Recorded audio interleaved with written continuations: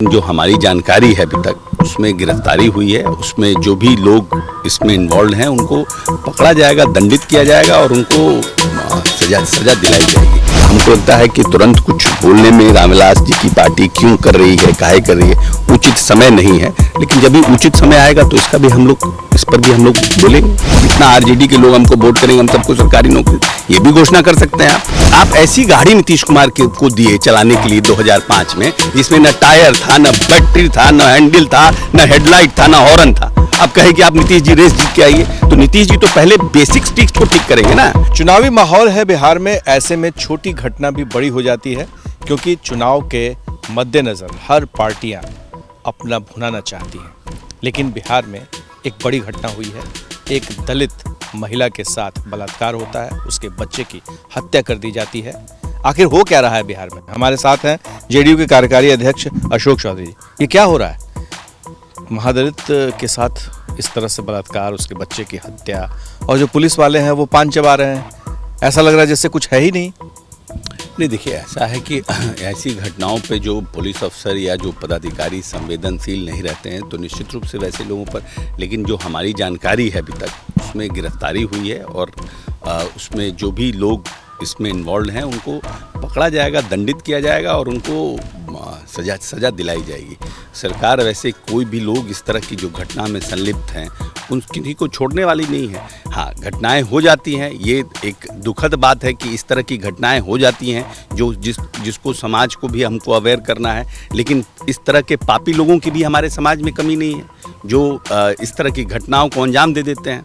लेकिन हमारी सरकार इसके लिए प्रतिबद्ध है और हमारे मुख्यमंत्री जी इसके लिए प्रतिबद्ध हैं कि जो हमारा इस तरह की जो भी लोग घटनाएं में हो उनको तुरंत सख्त कार्रवाई की जाए, जल्द से जल्द गिरफ्तारी हो और स्पीडी ट्रायल चलाकर उनको सजा दिलाई जाए। अच्छा, ये चुनाव का माहौल है, आपको लग रहा है कि जिस तरह से लोक जनशक्ति पार्टी आप लोगों के खिलाफ में उम्मीदवार उतार रही है और हर जगह पर जहाँ जहाँ आप हैं, और एक रणनीति के तहत बीजेपी के खिलाफ उन लोगों का चुनाव नहीं, केंद्र में कहना है कि उनका कि वो साथ हैं बीजेपी के, और यहाँ भी बीजेपी के साथ है लेकिन जेडीयू के नहीं, जबकि बीजेपी नेता मानती है नीतीश कुमार को। आपको लग रहा है कि कहीं कन्फ्यूजन एक क्रिएट हो रहा है एनडीए में जिसका नुकसान हो सकता है? नहीं, हमको नहीं लगता है कि जिस तरह से भारतीय जनता पार्टी के लोग और भारतीय जनता पार्टी ने प्रेस कॉन्फ्रेंस में स्पष्ट रूप से साफ कहा है कि जो नीतीश कुमार को नेता मानेगा वही हमारे इस गठबंधन का पार्ट होगा। तो एक तो बड़ा स्पष्ट है, और नीतीश कुमार को हम नेता मानते हैं, उनके नेतृत्व में हम चुनाव लड़ना चाहते हैं, उनको हम मुख्यमंत्री के लिए बनाने के लिए हम लोग प्रयास करेंगे, मेहनत करेंगे, प्रधानमंत्री जी भी आएंगे। तो वो तो कन्फ्यूजन ख़त्म हो गया। और अभी हमको लगता है कि तुरंत जो संस्थापक रामविलास पासवान जी हम लोगों के बड़े नेता थे, उनका निधन हुआ है। इसलिए अभी हमको लगता है कि तुरंत कुछ बोलने में रामविलास जी की पार्टी क्यों कर रही है, काहे कर रही है, उचित समय नहीं है। लेकिन जब भी उचित समय आएगा तो इस पर भी हम लोग बोलेंगे। क्या तैयारी है आप लोगों की तरफ से? इस बार नीतीश कुमार कहाँ जाएंगे चुनाव, कोविड को देखते हुए कितनी रैलियां होंगी और कब से वो जनता के बीच प्रचार करने के लिए जाएंगे? क्या पीएम मोदी और नीतीश कुमार का साझा कार्यक्रम भी होगा? नहीं, बिल्कुल। प्रोग्राम तो प्राइम मिनिस्टर जब आएंगे तो प्रोग्राम तो हम लोगों का लगेगा ही। हम समझते हैं कि आने वाले समय में, लेकिन वो अभी फाइनल नहीं हो पाया है। हो सकता है प्राइम मिनिस्टर का जैसे ही प्रोग्राम आएगा तो पार्टी के और लोग उन सब कामों को देख रहे हैं तो जानकारी दी जाएगी। अभी हम लोगों के पास हम लोगों का प्रयास है कि हम लोग नीतीश जी की बात को ज़्यादा मैक्सिमम लोगों तक पहुंचाएं। अब है क्या कि ये पूरा चुनाव जो है वो शॉर्ट हो गया है, कम समय में हो रहा है। अब नेता को सब कुछ चाहते हैं कि नेता हमारे पास पहुंचे, नेता का हमारे यहाँ कार्यक्रम हो। कोविड की जो सिचुएशन है उसमें मैदान भी सिलेक्टेड है, भीड़ भी सिलेक्टेड है, नॉट दैट कि हम कहीं भी परमिशन लेके कर सकते हैं। इलेक्शन कमीशन ने सिलेक्टेड किया है, तो मैक्सिमम हम लोग 4 ही मीटिंग नेता का करा पाएंगे, मुख्यमंत्री जी का, जो फील्ड में हो पाएगा। और जहाँ नहीं हो पाएगा वहाँ यहाँ से फिर हम लोग वर्चुअल करेंगे। ऑफिस से जो हमारा बना है वर्चुअल, उससे हम लोग वर्चुअल करेंगे। तो हम लोग प्रयास करेंगे कि ज़्यादा से ज़्यादा लोगों तक हमारी रीच हो सके, ज़्यादा लोगों तक नीतीश जी को हम वर्चुअल के माध्यम से, और जहाँ भी मीटिंग्स भी हो रही है उसको भी हम लोग अपने प्लेटफॉर्म पर डालेंगे और उस असेंबली सेंट्रिक्स जो हैं वहाँ पर खबर करेंगे, सो दैट कि वहाँ तो लोग अगर 2000 आते हैं, मान लीजिए कि उस मैदान 2000 का है, तो हम उसको 20,000 कैसे करें, 15,000 कैसे करें, वो प्रयास हम लोगों का रहेगा। अच्छा, आप लोगों ने 7 निश्चय का पार्ट 2 ये इस बार आप लोगों ने एजेंडा बनाया है और एक तरह से वो आपका घोषणा पत्र ही है, जैसे 2015 में था निश्चय 7 निश्चय पार्ट 1 था वो। तो ये क्या आप लोगों का कुछ साझा घोषणा पत्र भी बनेगा, एनडीए का होगा या फिर अलग अलग सबकी पार्टियों की घोषणाएं होंगी? देखिए, हमको लगता है कि अब उस पर तो नेता, हमको लगता है कि उस पर नेता ने बड़ा स्पष्ट किया है कि हम 7 निश्चय पार्ट 1 से फ़ायदा हुआ जनता को, हर घर नल जल, कोई ऐसी स्कीम 7 निश्चय 2 में नहीं है जो हमको लगता है कि बीजेपी के लोगों को उससे एतराज होगा, क्योंकि वो है और उनकी भी कोई ऐसी बातें होगी उसको भी हम लोग इंक्लूड करेंगे।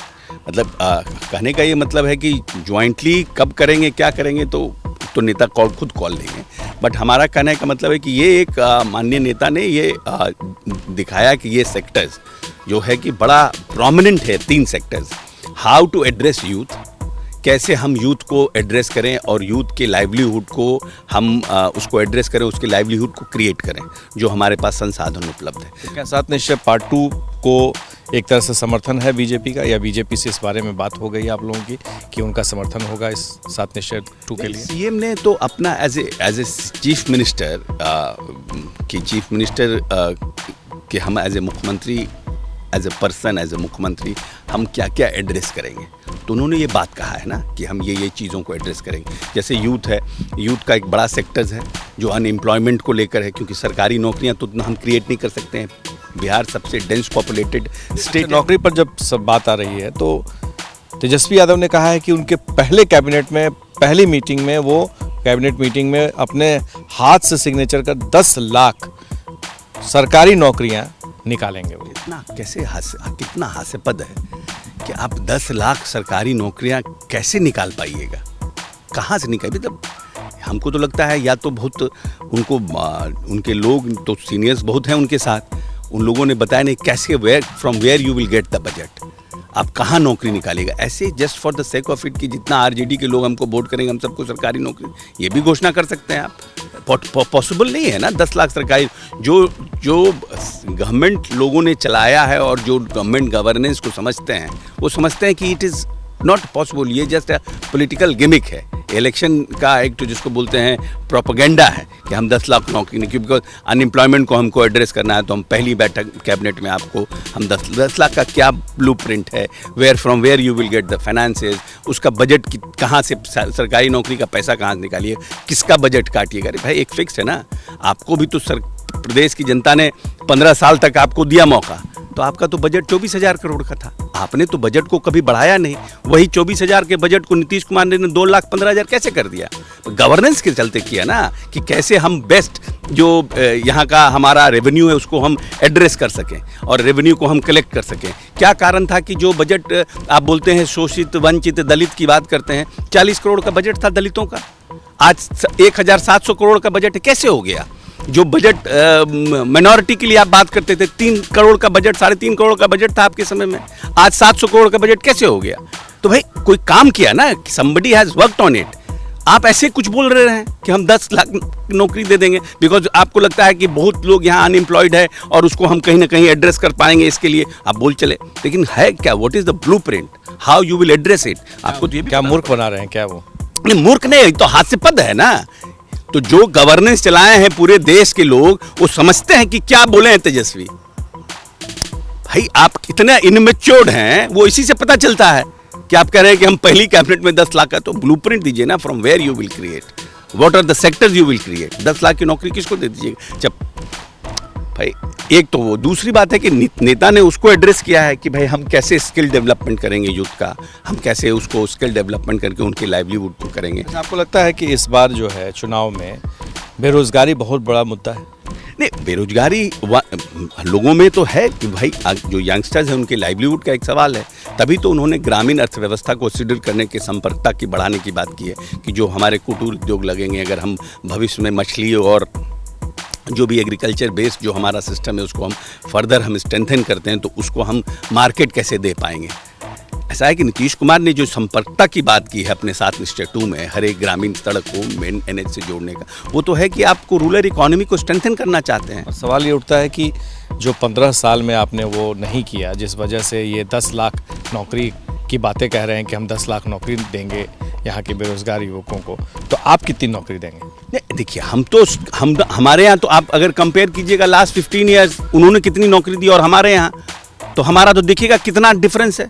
जो हमने BPSC से और जो सरकारी नौकरियां दी हैं उसी का अगर आप डेटा निकालिएगा तो हमारा और उनमें तो आसमान जमीन का अंतर है, आसमान जमीन का अंतर है नौकरी देने में। और जिनके कारण ये परिस्थिति बिहार की बनी, लोग कहते हैं कि नीतीश कुमार ने ये पहले काहे नहीं किया, नीतीश कुमार ने वो पहले काहे नहीं किया, क्योंकि वो नीतीश कुमार से लोगों को उम्मीद है।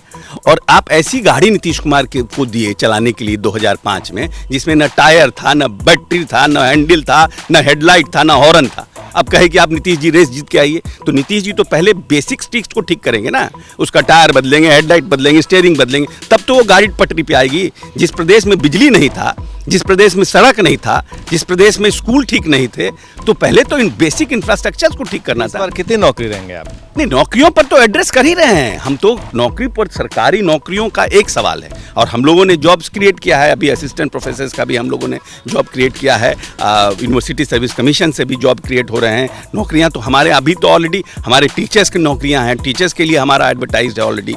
तो हम तो जो हम किसी को कंपटीशन में थोड़ी जाएंगे। लगता है कि नौकरियों के लिए जगह खाली है और युवा इंतजार कर रहे हैं। नहीं, वो जो हमारे यहाँ प्रोविजंस है, जो हमारे यहाँ नौकरियाँ की जो स्थितियाँ हैं, उसमें तो हम लोग प्रयास कर ही रहे हैं। और नॉट दैट, हम तो पिछले 15 साल से सतत प्रयासरत हैं कि जो बेस्ट हम करें। और हम लोगों ने जो 15 साल के, उनके 15 साल में जितनी नौकरियाँ मिले उससे हम समझते हैं कि 50 गुना ज़्यादा हमने नौकरियाँ दी हैं, सरकारी नौकरियाँ। उसमें कहीं कोई कन्फ्यूजन। राजनीतिक सवाल है, आखिरी सवाल है, ये जनता के बीच में मैसेज जा रहा है कि जो लोक जनशक्ति पार्टी आपके बागी उम्मीदवारों को या BJP के बागी उम्मीदवारों को आपके खिलाफ में जनता में चुनाव लड़ा रही है, वो BJP का चाल है, BJP का खेल है।